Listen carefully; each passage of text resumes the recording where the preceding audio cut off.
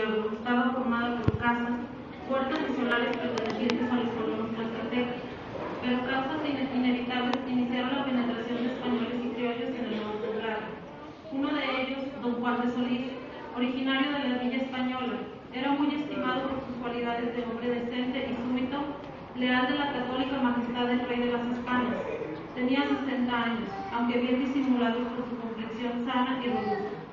Estaba casado con una hermosa señora, bastante más joven que él, de la que tenía un hijo inteligente y gallardo. Este mozo había cumplido, a la sazón, 18 años. Estudiaba humanidades con los padres del convento de San Francisco y andaba ya en los primeros escarceos amorosos, aunque todavía inocentes, protegido por las blanduras maternales a espaldas del padre.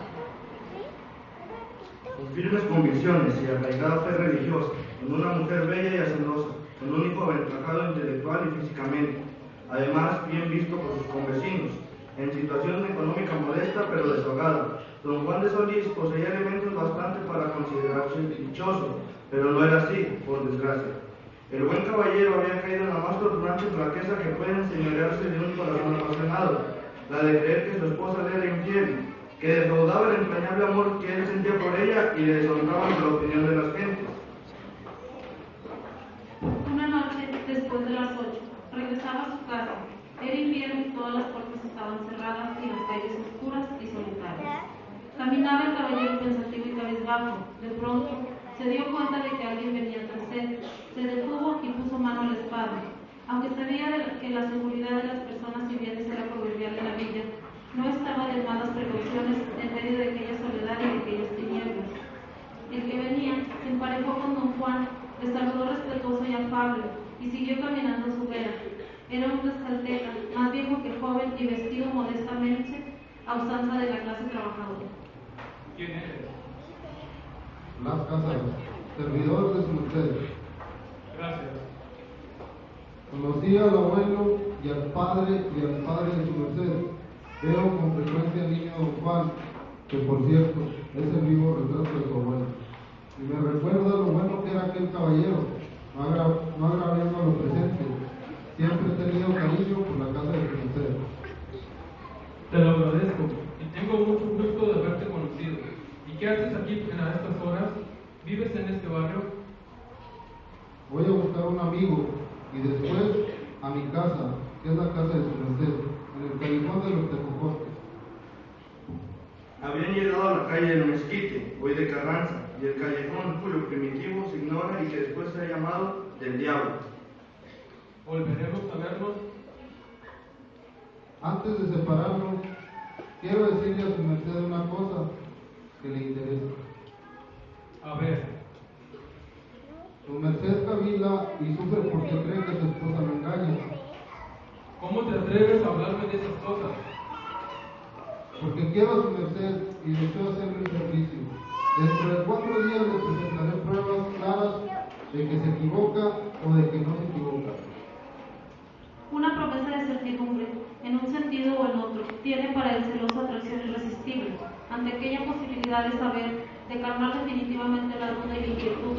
Se desvaneció la orgullosa susceptibilidad de don Juan, que no experimentó ya otro sentimiento que conocer la verdad, cualquiera que esa fuera. Sí, señor, se lo prometo. Nos veremos en esta misma calle y a esta misma hora. Que pase su merced. Buenas noches. Y se apartó, perdiéndose en las sombras. Don Juan se quedó unos minutos inmóvil, como anonadado por la impresión de aquellas promesas, sin saber a ciencia cierta si le daría o no crédito. La noche en que el plazo vencía, caminaba lentamente don Juan de Solís, por la misma calle y la misma hora que la vez anterior, y como entonces, cercado de oscuridad y silencio. ¿Vendrá Blas Cázares a hacerle la rebelión prometida? ¿Iría a dejarlo en aquella incertidumbre y en la ansiedad espantosa? Repentinamente surgió de las sombras su tlaxcalteca, como si hubiera brotado de la tierra, y aproximándose a don Juan, le dio las buenas noches. ¿Y bien? Por desgracia, lo que sospechaba de su merced es cierto. Las pruebas, ¿dónde están las pruebas?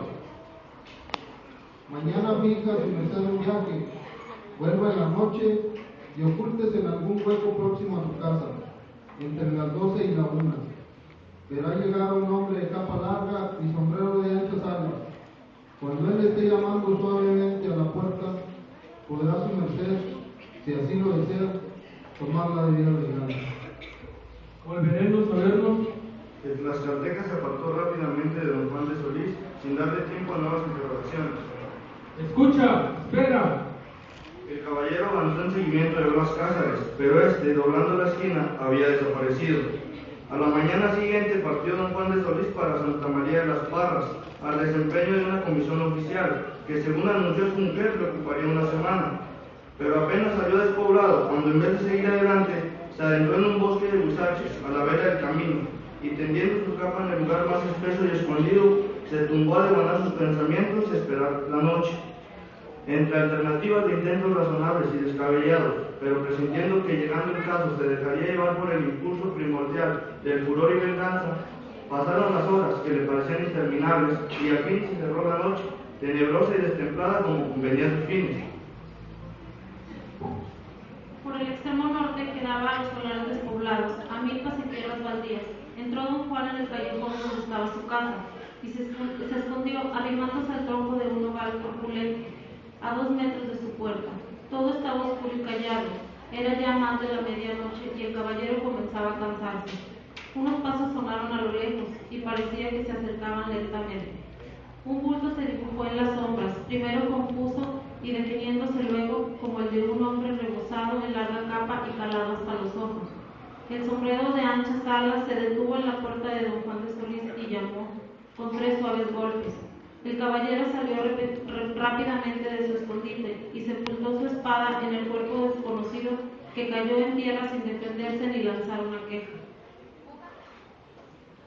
Casi al mismo tiempo la puerta se abrió. Don Juan saltó hacia adentro con la espada en la mano y el rostro transformado por una mueca de salvaje furor. Su esposa corrió hacia la puerta y el instinto de la madre adivinó lo que había pasado. Él la siguió sobrecogido. Es mi hijo, mataste a mi hijo.